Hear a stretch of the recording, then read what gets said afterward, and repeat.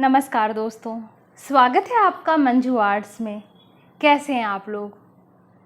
दोस्तों, मधुबनी पेंटिंग अगर traditional style में बनानी हो तो हम निब पेन का इस्तेमाल करते हैं। अब निब पेन को लेकर आप लोगों के बहुत सारे प्रश्न मेरे पास आते हैं, जैसे कि कौन सा निब पेन ख़रीदें, कहाँ से ख़रीदें, निब चलनी बंद हो गई है तो कैसे ठीक करें, निब को साफ़ कैसे करें। इस तरह की बहुत सारी समस्याएं आती हैं। तो दोस्तों, निब पेन कैसे इस्तेमाल करते हैं ये मैंने एक वीडियो में बताया है आपको, उसका लिंक मैं शेयर कर दूंगी। बाज़ार में बहुत सारे निब पेन उपलब्ध हैं जो कि कैलीग्राफी या फिर पेंटिंग निब्स के नाम से आपको मिल जाएंगे, लेकिन इनके साथ यही सब समस्याएं आती हैं कि कुछ यूज़ होने के बाद निब चलनी बंद हो जाती है, फंस कर चलने लगती है या फिर निब फैल जाती है। तो इन सब समस्याओं का समाधान किया जा सकता है, वो किसी और वीडियो में मैं आपको बताऊंगी। लेकिन आज मैं आपके लिए लेकर आई हूँ एक बहुत बेहतर विकल्प जो कि बाज़ार से ख़रीदे हुए निब पेन से कहीं बेहतर है, सस्ता है, टिकाऊ है और हम उसे खुद बना सकते हैं।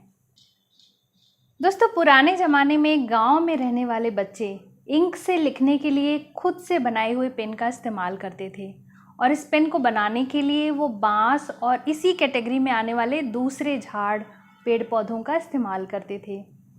इनका नाम है सरपत, नरकट। ये सब बांस की तरह ही दिखते हैं और इसी कैटेगरी में आते हैं। इनके भी बांस जैसे ही झाड़ हुआ करते हैं। तो इनकी पतली और सॉफ्ट डंडी को लेकर तराश कर ये पेन बनाए जाते हैं। जैसे दोस्तों, ये नरकट का डंडा है और ये बांस है सूखा हुआ, उसकी पतली डंडी है और इस तरह के पेन बनाना मैं आपको सिखाऊंगी। इसको बनाने के लिए हम कटर का इस्तेमाल करेंगे। अब प्रश्न ये है कि ये चीज़ें आपको मिलेंगी कहाँ से? तो दोस्तों, गांव एरिया में तो ये सब कुछ आसानी से मिल जाता है। नरकट, सरपत, बांस सब कुछ आपको आसानी से गाँव में मिल जाएगा। बांस के झाड़ तो आपने शहरों में भी देखे होंगे और बहुत सारी जगह पे देखने को मिल जाते हैं। तो और कुछ नहीं तो बांस की पतली डंडी तो आपको मिल ही जाएगी। मान लीजिए ये सब कुछ कहीं भी नहीं मिलता है आपको, तो मूढ़ा एक ऐसी चीज़ है जो घर घर में होती है और इस्तेमाल होती है। इसको बनाने के लिए भी इसी नरकट का इस्तेमाल किया जाता है।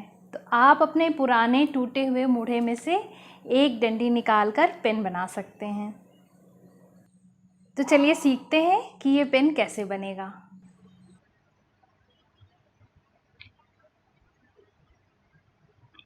तो दोस्तों, मैंने सबसे पहले ये बांस की डंडी ली है। ये बांस की हरी डंडी है और ये नरकट की डंडी है, अंदर से खोखले होते हैं ये बांस की ही सूखी हुई डंडी है। अब हम सबसे पहले इनको पेन के शेप में काट लेंगे।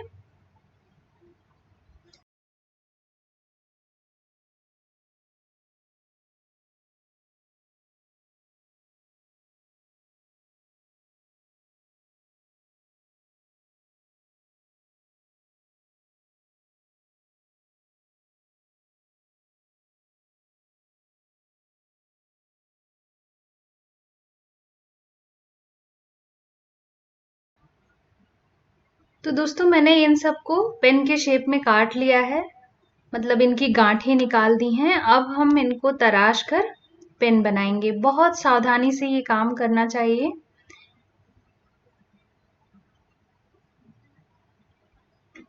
इस तरह से हम बिल्कुल शार्प कटर से इसको तराशेंगे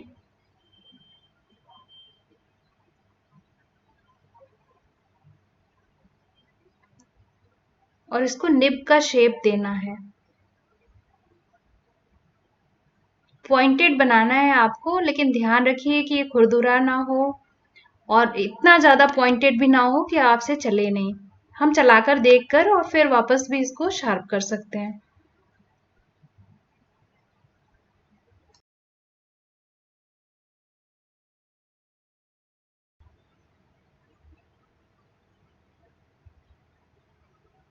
तो ये इस तरह से निब का शेप दिया है मैंने दोस्तों।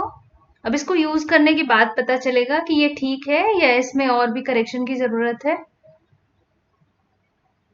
इसी तरह से हम बाकी डंडियों को भी शेप दे देंगे निब का। और सूखी हुई डंडी बहुत कड़ी होती है दोस्तों, तो इसको बहुत सावधानी से करना है आपको।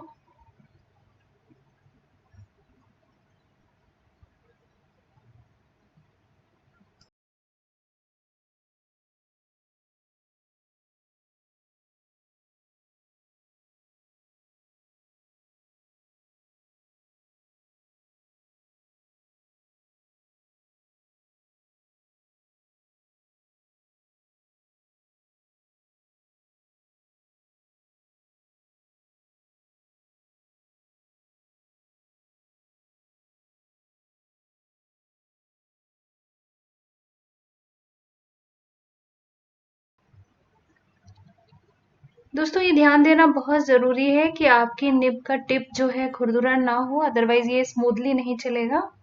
तो इस तरह से ये निब मैंने बना ली है। ये बांस की हरी डंडी है दोस्तों, इसको भी तराश कर हम निब का शेप देंगे।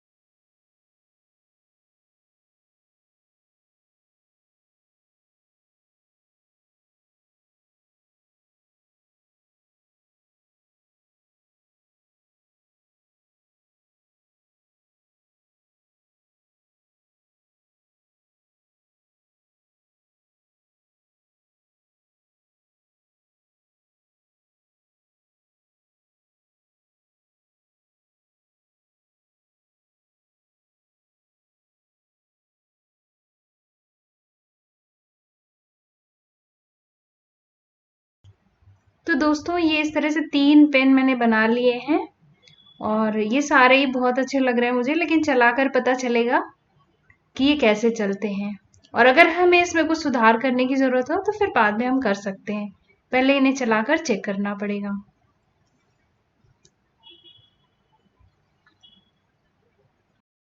दोस्तों अब हमें अपने इंक पेन को चलाने के लिए इंक चाहिए। इंक बाजार में भी मिल जाता है, लेकिन मैं आपको घर पे इंक बनाना सिखाऊंगी। वाटरप्रूफ इंक बनाएंगे हम, और इसको बनाने के लिए हमें एक छोटा बर्तन चाहिए, एक्रेलिक कलर ब्लैक, और ये ब्रश कलर को घोलने के लिए चाहिए हमें।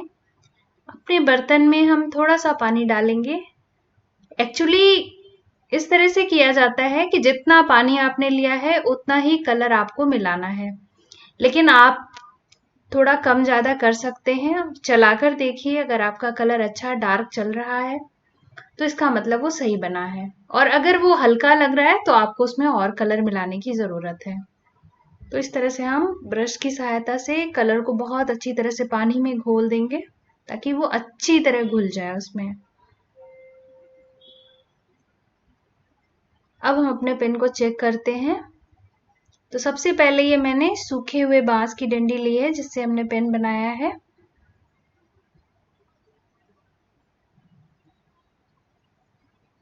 मधुबनी पेंटिंग बनाते हुए हम जिन लाइंस और शेप्स का इस्तेमाल करते हैं उन सबको ही ट्राई करके देखते हैं कि वो इस पेन से अच्छी तरह बन पाते हैं या नहीं। और दोस्तों मैंने ये तीनों पेन चलाकर देखे हैं, तो मैं अपने एक्सपीरियंस से आपको बता सकती हूँ कि सूखे हुए बांस की डंडी से बना हुआ पेन सबसे अच्छी तरह से चल रहा है। और हम सबके लिए खुशी की बात है, क्योंकि बांस ही है जो हमें बहुत आसानी से हर जगह मिल जाएगा, और सूखे हुए बांस की एक डंडी पाना इतना मुश्किल काम नहीं होगा। तो बहुत आसानी से फ्री में आप ये पेन बना पाएंगे, और ये पेन इतनी स्मूथली चलते हैं और बहुत टिकाऊ हैं। जब भी हमें लगे कि अब इनको फिर से मेंटेन करने की ज़रूरत है तो हम अपना कटर यूज़ करके इसको वापस शार्प कर सकते हैं और नए तरीके से शेप दे सकते हैं। बहुत अच्छे चलते हैं ये पेन। और इनके साथ भी यही है कि जैसे हम बाजार से खरीदे हुए निब को बार बार इंक में डिप करते हैं तभी वो अच्छे से डार्क चलते हैं, इसी तरह से इन्हें भी बार बार डिप करना पड़ता है। पेंटिंग बनाते समय अपने पास एक टिश्यू पेपर या फिर पुराना कपड़ा ज़रूर रखना चाहिए जिसमें हम एक्स्ट्रा इंक को सोक कर सकें। क्योंकि कई बार पेन डिप करने पे ज़्यादा इंक ले लेती है और फिर चलाते समय वो पेपर पे या कपड़े पे आपके ज़्यादा इंक आ सकती है।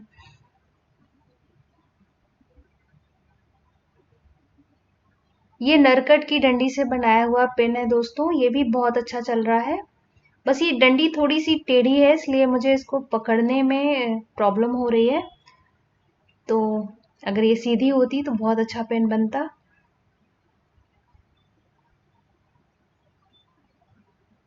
ये भी बहुत स्मूथ चल रहा है दोस्तों, तो बहुत ही अच्छा पेन है और हम पेंटिंग में इसे इस्तेमाल कर सकते हैं। सबसे अच्छी बात यह है दोस्तों कि निब पेन की तरह ये फंस नहीं रहे हैं और बहुत स्मूथली चल रहे हैं। तो कैनवास पे, कपड़े पे, हर जगह हम इसे बहुत अच्छी तरह इस्तेमाल कर पाएंगे।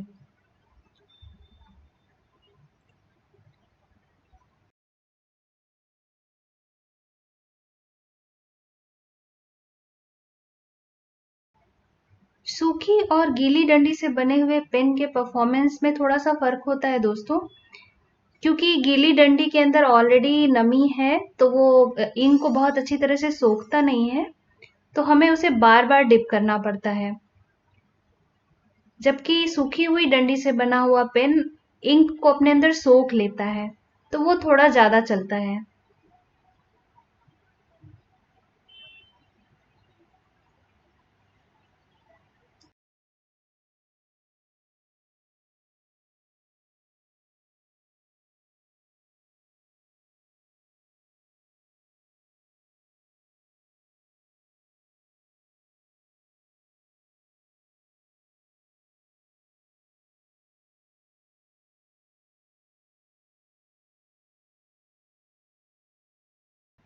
तो दोस्तों अब बांस की हरी डंडी से बनाए हुए इस पेन को इस्तेमाल करके देख लेते हैं।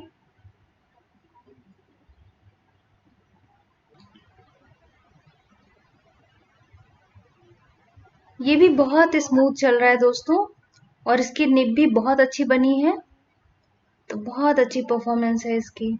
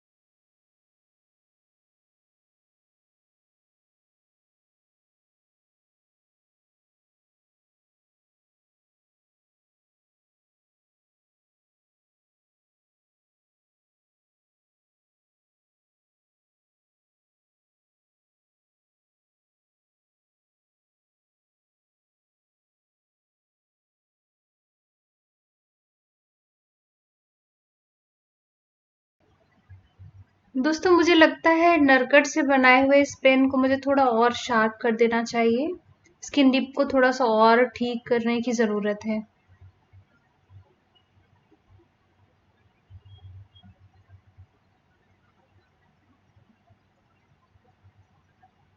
थोड़ी चौड़ी निब बन गई है ये।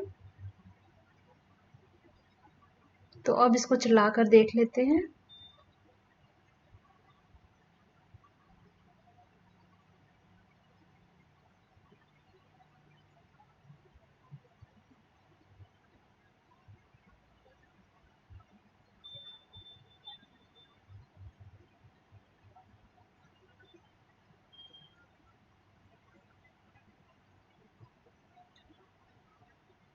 पहले से बहुत अच्छा हो गया है दोस्तों। तो इस तरह से हम देख भी सकते हैं कि हमारी नींव ठीक बनी है या नहीं बनी है, और फिर उसको चलाकर देखने के बाद आप सही कर सकते हैं जो आपको ज़रूरत लगे उसमें करने की।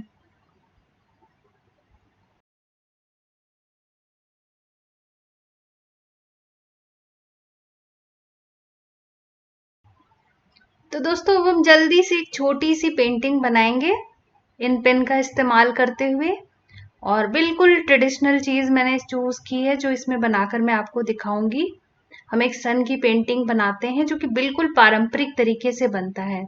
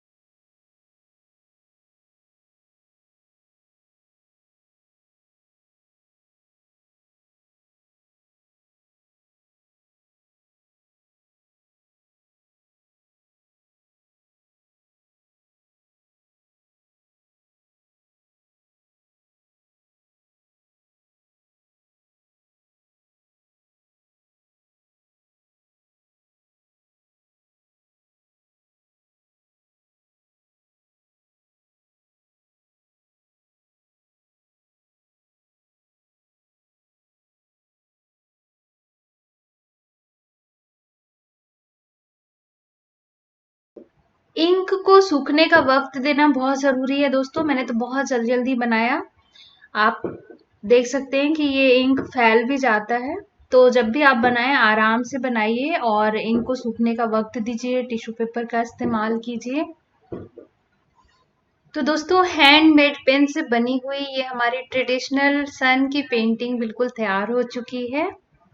और इसको बनाने के लिए मैंने ज़्यादातर इसी बांस के पेन का इस्तेमाल किया, सूखे हुए बांस का, और ये सबसे अच्छा चल रहा है दोस्तों। तो अच्छी बात है कि हमें आसानी से ये चीज़ मिल भी जाएगी और हम सब इस पेन का इस्तेमाल कर सकते हैं। तो इस तरह से पेन बनाइए, इंक बनाना मैंने आपको सिखा दिया, और बहुत अच्छी अच्छी पेंटिंग्स बनाइए। दोस्तों वीडियो अगर पसंद आया तो वीडियो को लाइक कीजिए, शेयर कीजिए और चैनल को सब्सक्राइब कीजिए, ताकि आप ऐसी अच्छी अच्छी चीज़ें सीख सकें, नई नई पेंटिंग्स बनाना सीख सकें। बहुत जल्दी मिलेंगे अगले वीडियो में। जय हिंद।